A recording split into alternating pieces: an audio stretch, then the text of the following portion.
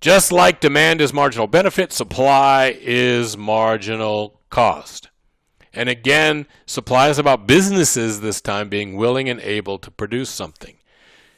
And much of that, again, comes down to profitability. I'm not willing to produce things that don't make me a profit. And I don't mean a guy who sits naked up on top of a mountain and tells you what your life story is. I mean makes money. All right, so again, changes in the whole curve are called a change in supply. And if the price of something changes, we get a change in the quantity supplied. So a pure price change causes a change in the quantity supplied. A curve moving is a change in supply. Economists are very careful in their language about this.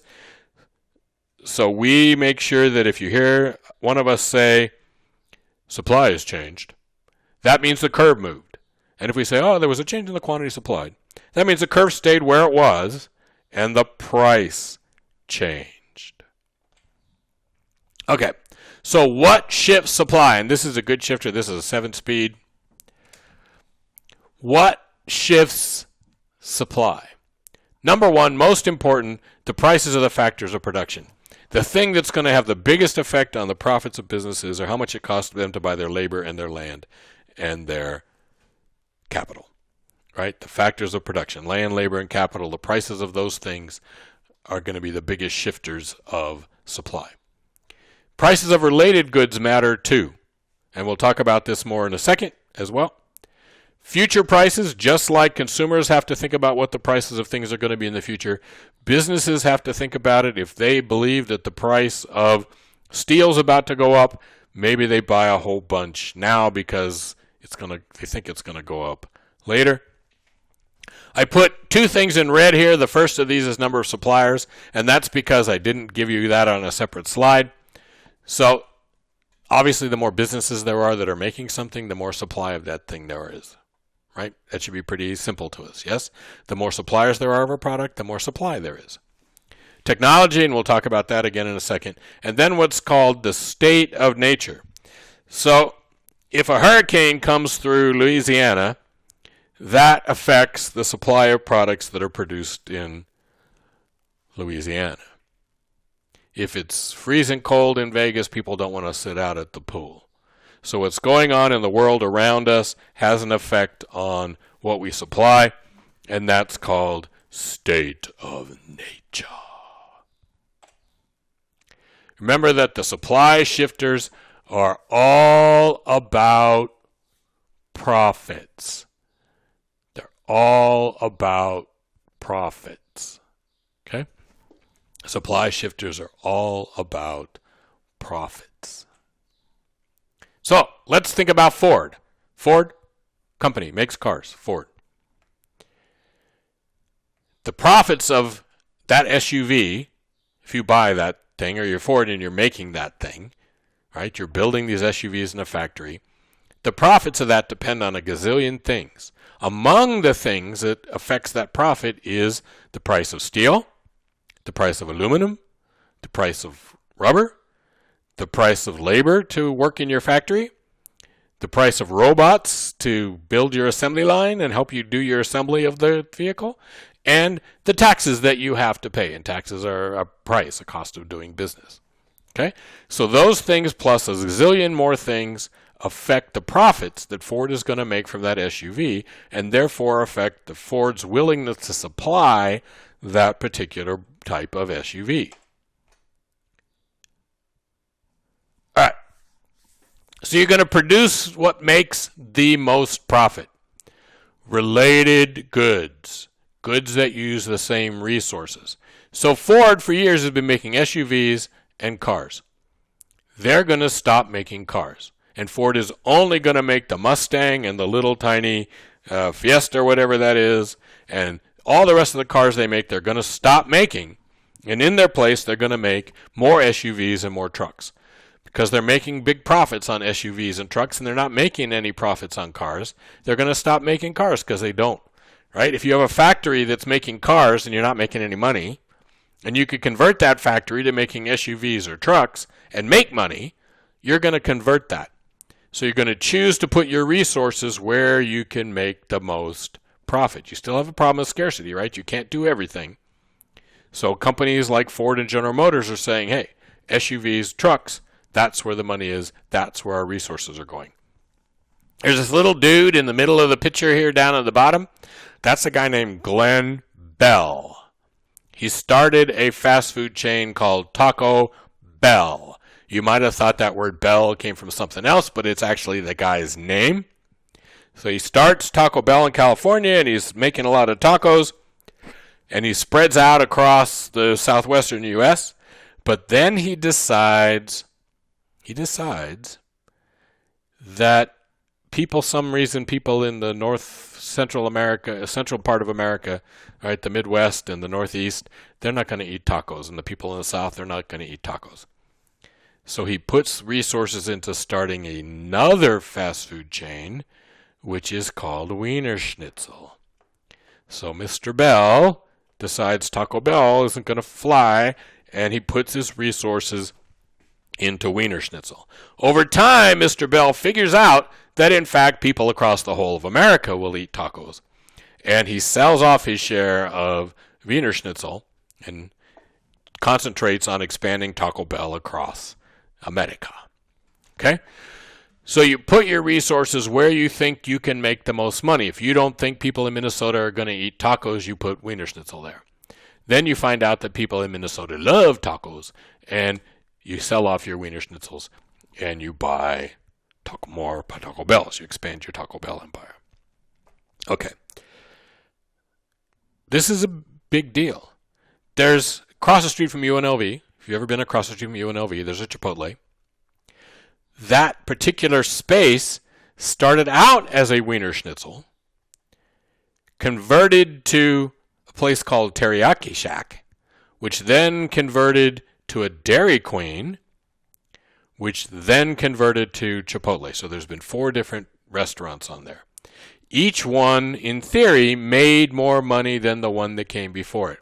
I know for a fact that the guy who owned the Teriyaki Shack made more money than the guy who owned the Wiener Schnitzel. We assume that the guy who bought out the Teriyaki Shack did it because he can make a lot of money as the Dairy Queen, but then in the end, Chipotle goes in there and they make more money than any of them. Okay? You use your resources in the way that makes you the most money. Technology.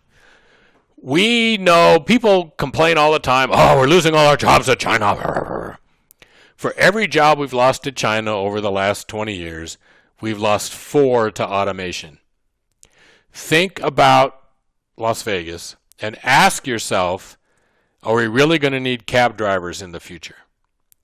Or are self-driving cars and Ubers and all that going to drive the cab business out of business? Yeah? Technology can replace. People are talking now that there's 20 to 30 million jobs in the United States that are in danger of going away because of technology. I don't need to go to the front desk in most hotels in America now. I can check into my hotel room on my phone. My phone can open the door to my hotel room. It can act as my room key. I don't need those front desk clerks. Occasionally there's a problem and you need to go down and talk to somebody, so they can't all go away. But instead of having 4 or 5 clerks up in the afternoon checking everybody in, maybe you only need the one because everybody's already checked in by the time they get to the hotel. They did it on their phone on the way in. So technology changes dramatically how we supply things. It changes the profitability of things. It's a critical factor in how supply changes over time. Okay. So exciting. A family of supply curves. Just like we had a family of demand curves, now we have a family of supply curves, which are cleverly called S1, S2, and S3. And you'll notice again, if this is the price P, you'll notice again that as we move to the right, supply is increasing as we move to the right. So as we go from A to B to C, as we go from the blue line to the black line to the green line, the supply is increasing. So both supply and demand increase as we move to the right. Now, how do I get from A to B? I'm a business. I'm at A. I want to get to B. Well, I can somehow lower my cost of production. I can lower the cost of land, labor, and capital. Maybe I figure out a way. I had 5 workers. Maybe I figure out a way that 4 workers can do the same job that 5, and I can get rid of 1, and now I can move from A to B. Okay? Maybe I was making 2 things, and I figured out that I can make more money just making 1 thing, and so the supply of that 1 thing shifts. We go from S1 to S2. We go from A to B because I transferred resources from making this thing that wasn't doing very well to this other thing that is. Okay? Maybe there's more suppliers in the market. Maybe we improve technology in the market. Okay? Any of those lists of things we get from A to B. How do we get from C to E? Well, C to E is just the price went down. What happens when the price goes down? I don't want to produce as much of this. If I'm Nike and the price of tennis shoes drops by $50 a shoe, I'm not really happy making tennis shoes anymore. I'm going to make something else. Okay? S1 to S2, A to B or B to C, that's a change in supply. C to E is a change in the quantity supplied.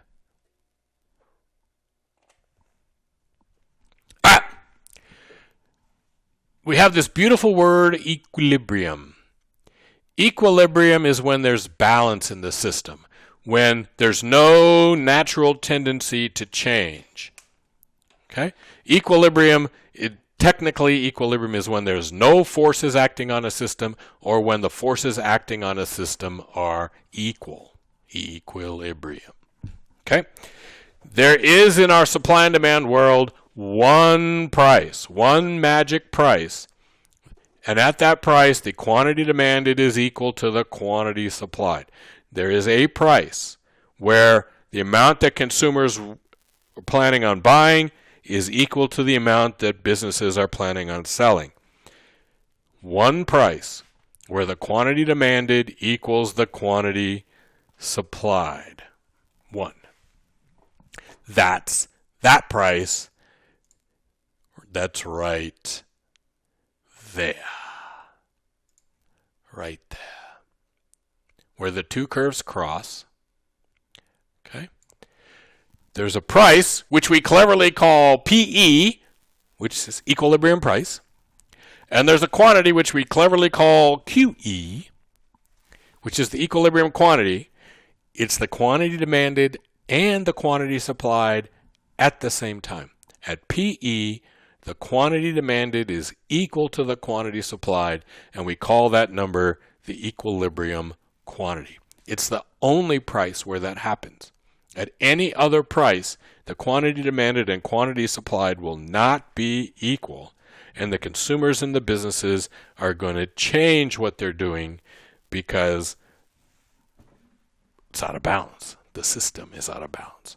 Okay? It's beautiful. It's beautiful. So supply and demand together.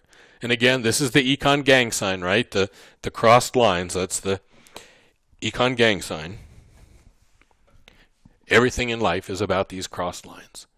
Where they cross, that price is the equilibrium price, and quantity demanded and quantity supplied equal. Pretty exciting. What happens if the price is too low? So here we have a market, and maybe this is the market for sandwiches, and the equilibrium price of the sandwich is $7. So you go buy these really nice sandwiches, the equilibrium price is $7 a piece. At $7, the quantity that businesses want to sell is equal to the quantity that consumers plan to buy. Quantity demanded equals quantity supplied at $7.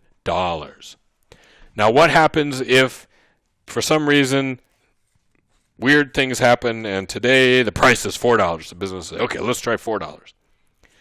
At $4, what happens? Well, the price is low. Who likes low prices? Consumers like low prices. So if they're expecting this price to be $7 and they find out it's $4, they're going to increase the quantity demanded. So we have a quantity demanded now which has gone up because the price went down. At the same time, businesses hate low prices. So at $4, they're less willing to make sandwiches. Why would I make a sandwich at $4? So we have a new quantity supplied, which is lower. We slid down the supply curve. The quantity supplied has changed, not supply. Supply hasn't changed and demand hasn't changed. The two curves are exactly where they were. But at $4, the quantity supplied has gone down, the quantity demanded has gone up, and we have what we call a shortage. And this is the size of the shortage. The difference between the quantity supplied and the quantity demanded is our shortage. Okay? What's that mean? That means consumers are walking into the sandwich shop and going, hey, I want to buy a sandwich. They're going, no, we're out. Consumers are unhappy. Businesses are unhappy. Now, how do we get happy again? Well, if I'm a smart business person at all, and people are walking into my store all the time going, hey, I want to buy one of those, and we don't have any, what should I do? Well, I should raise the price. Okay? So the businesses have a natural tendency to raise the price up here because consumers want to buy more of these things than they are. Again, coronavirus, people are sitting home. The price of Nintendo Switches, all of a sudden everybody wants to buy a Switch so they can go have their Animal Island and go grow flowers and stuff. The price of Nintendo Switches has gone from $300 to $700. Why? There was a shortage of Nintendo Switches. People wanted to buy them. More people wanted to buy them than there were Switches. What happens? Smart business people go, hey. People want to, and the price starts going up. How high does the price go? Well, the price goes up until we get back to $7, back to equilibrium, back to the place where quantity demanded equals quantity supplied. This, if you're saying, well, we didn't need you to tell us that. Well, yes, I did. Because this is a critical thing. Markets find that equilibrium price on their own.